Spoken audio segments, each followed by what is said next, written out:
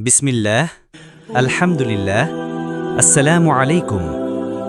রাসূলুল্লাহ সাল্লাল্লাহু আলাইহি ওয়াসাল্লামের অমূল্য উপদেশ, ইগতানিম খামসান ক্বাবলা খামসিন, শাবাবাকা ক্বাবলা হারামিকা, ওয়া সিহহাতাকা ক্বাবলা সাকামিকা, ওয়া গিনাকা ক্বাবলা ফাকরিকা, ওয়া ফারাগাকা ক্বাবলা শুগলিকা, ওয়া হায়াতাকা ক্বাবলা মাউতিকা।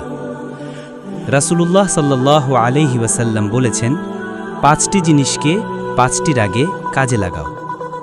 যৌবনকে বার্ধক্যের আগে, সুস্থতাকে অসুস্থতার আগে, সম্পদকে দারিদ্র্যের আগে, অবসরকে ব্যস্ততার আগে এবং জীবনকে মৃত্যুর আগে। প্রিয় ভাই ও বোনেরা, আমাদের জীবন খুবই সংক্ষিপ্ত। আজ আমরা সুস্থ, কাল হয়তো অসুস্থ। আজ হাতে সময় আছে, কাল হয়তো ব্যস্ততায় ডুবে যাব।